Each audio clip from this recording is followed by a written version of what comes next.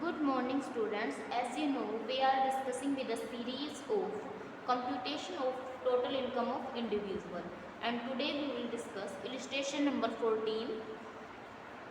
From the following particulars, compute the taxable income from capital gain and other sources of Mr. Ramakant for the assessment year 2020-21 and also compute his total income. क्या क्या particular दिए हुए हैं mister Ramakant की income के। First, he sold his private scooter on 5th January 2024 6,000 which was purchased on 15th March 2018 for 5,000 rupees. He sold his land on 21st December 2019 for 4,50,000 rupees. It was purchased on 20th April 1990 for 30,000 and its fair market value as on 1st April 2001 was 75,000.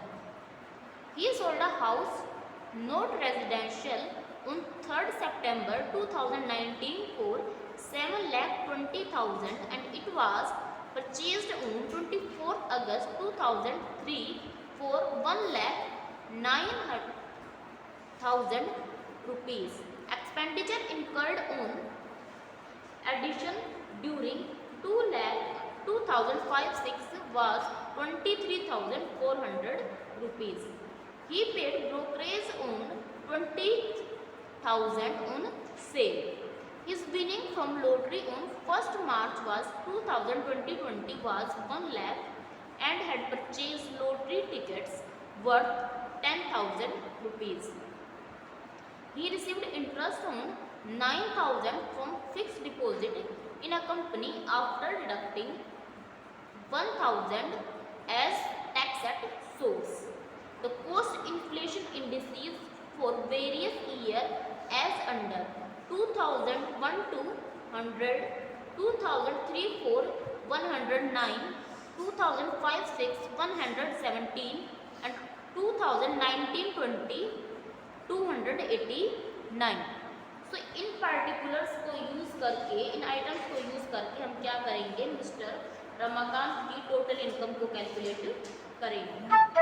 तो सबसे पहले क्या दिया हुआ है, ही sold his private scooter on 5th January 2020 कि उसने क्या किया, उसने स्कूटर जो कि उसके प्राइवेट यूज के लिए वो करता था वो क्या उसने सेल कर दिया। कब? 5 जनवरी 2020 को। और उसने परचेज कब किया था स्कूटर को? 15 मार्च 2018 को। कितने में? 5,000 रुपये में। तो आपका स्कूटर एक कैपिटल एसेट के रूप में कंसिडर नहीं किया जाता एज पर टैक्स रूल। सो इस स्कूटर को बेचने से होने वाली इनकम को हम क्या नहीं कंसिडर कर सकते, कैपिटल गेन कंसिडर नहीं कर सकते। देन सेकंड नंबर पर आपका क्या दिया हुआ है, ही sold his land on 21st December कि उसने उसके पास जो लैंड थी, ज़मीन थी, उसने 21 दिसंबर 2019 को 4,50,000 रुपये में उसको सेल कर दिया। और उसने खरीदा कब था? उसने 20 अप्रैल 1990 को 30,000 रुपये में उस ज़मीन को खरीदा था। और उसकी फेयर मार्केट वैल्यू 1 अप्रैल 2001 को कितनी थी? 75,000 रुपये। सो इसके लिए हम इनकम कैलकुलेट करने के लिए क्या करेंगे, सबसे पहले देखेंगे income from capital gain. So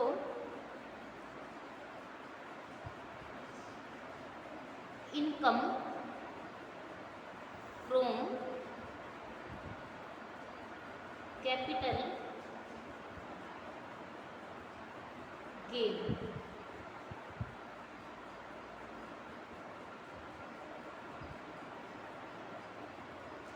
first क्या आएगा, income from sale of, income from sale of house, sorry land. तो लैंड को सेल करने से आपको कितनी इनकम हुई ये हम देखते हैं। तो सबसे पहले अमाउंट रिसीव्ड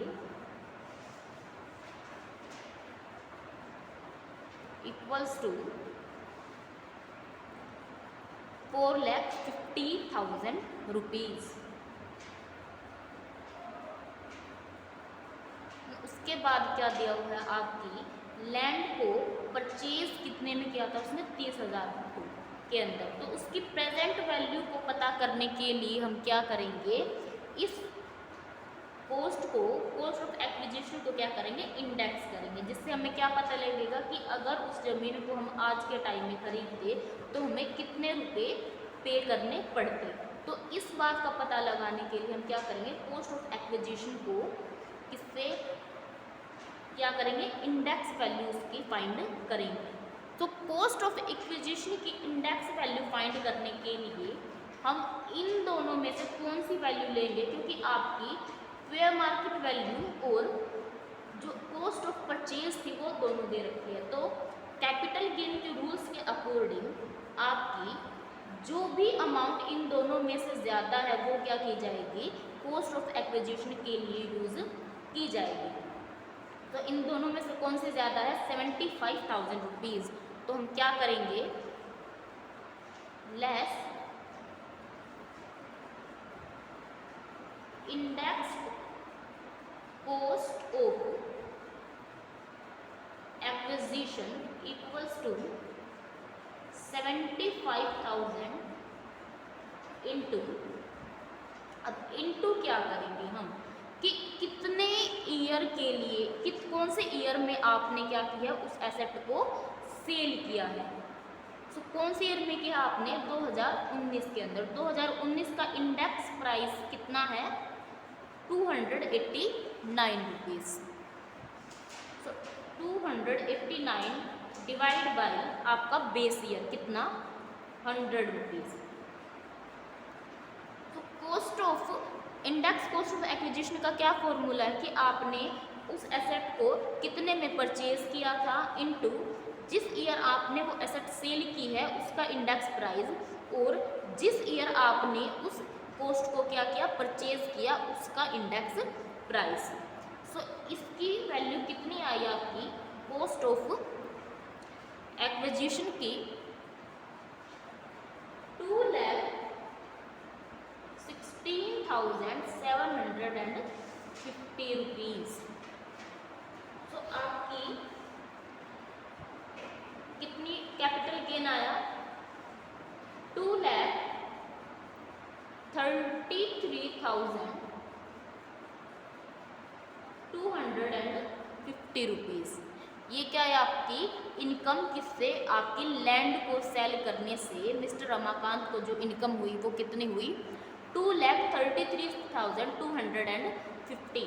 देन उसके बाद आपका क्या दिया हुआ है कि ही sold a house not residential, कि उसने क्या किया है, घर बेचा, मकान बेचा, और वो मकान वो रहने के लिए यूज़ नहीं करता था। तो उस मकान को सेल करने से आपको कितनी इनकम मिली। सो गेन और loss from sale of house कितना दिया हुआ आपका, amount received 7,20,000 rupees.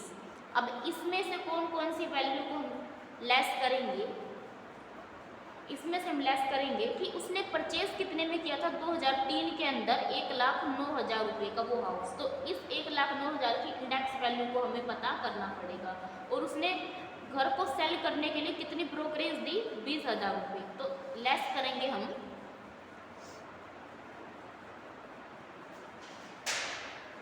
Brokerage pay 20,000 rupees, कितना बचा आपका, 7 लाख रुपीज़। एंड उसके बाद लेस करेंगे इंडेक्स्ड कॉस्ट ऑफ एक्विजिशन। तो कितने में खरीदा आपने घर, सॉरी हाँ, 1,09,000 रुपये में, और सेल कब किया आपने उसको, आपकी इंडेक्स वैल्यू कितनी आएगी 2019 की 289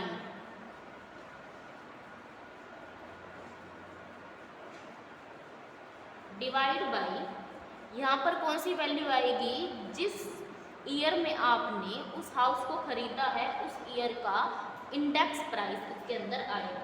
तो कौन से ईयर में खरीदा था, ईयर 2005 और 6 के अंदर। तो 5 और 6 की इंडेक्स वैल्यू कितनी है,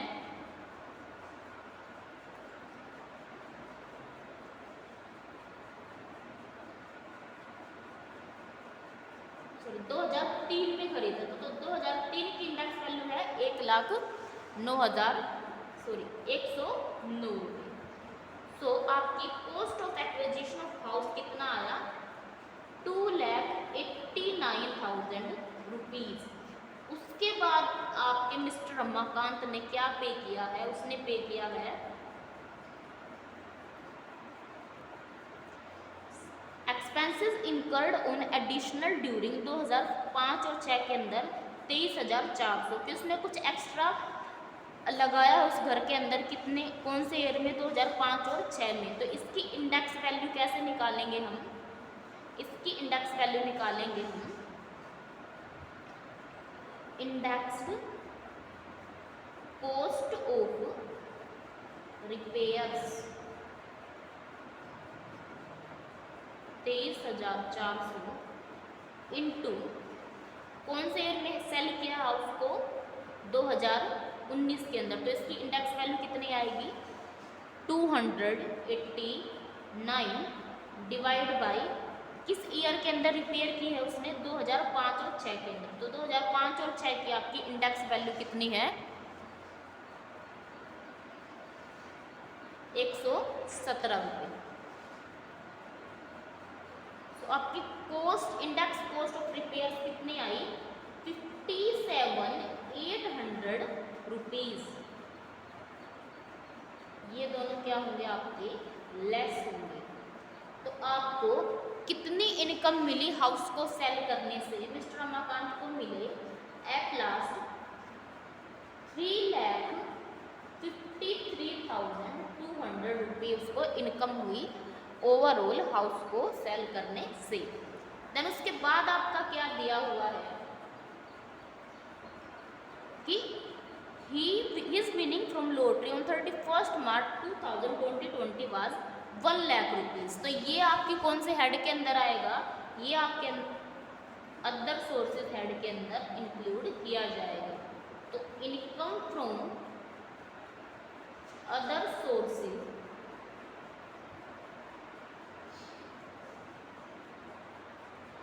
क्या है, फर्स्ट विनिंग फ्रॉम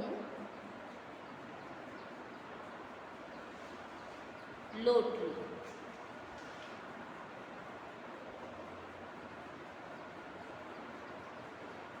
कितना 1 लाख रुपीज़। अब ये 1 लाख रुपीज़ को विन करने के लिए जो उसने लॉटरी परचेज की उसके ऊपर उसने कितना अमाउंट स्पेंड किया 10,000। लेकिन ये 10,000 की आपको कोई एग्जम्पशन नहीं मिलेगी। देन ही received interest on 9,000 from fixed deposit in a company after deducting 1,000 as tax at source कि उसको कितना इंटरेस्ट मिला 9,000 और 1,000 क्या किया कंपनी ने TDS कट कर लिया। तो ये 1,000 भी आपकी क्या की जाएगी इनकम के अंदर इंक्लूड किया जाएगा ग्रोस अप करने के लिए। So interest received on FD कितना 10,000 रुपीज़। तो टोटल अमाउंट कितनी आई आपकी अदर सोर्सेज से 1,10,000 रुपीज़। तो ये आपकी इनकम आई लैंड को सेल करने से मिस्टर रमाकांत की, एंड ये इनकम आई आपको हाउस को सेल करने से, एंड ये इनकम आई आपकी अदर सोर्सेज से। सो टोटल इनकम कितनी होगी मिस्टर रमाकांत की, total income equals to 2 2,33,250 plus 3,53,200 plus 1,10,000 rupees. तो ओवरऑल कैपिटल कितनी आएगी मिस्टर रमाकांत की? 6,96,450 रुपीज़। ये क्या है आपकी मिस्टर रमाकांत की total income. So this is illustration number 15 and hope this is clear.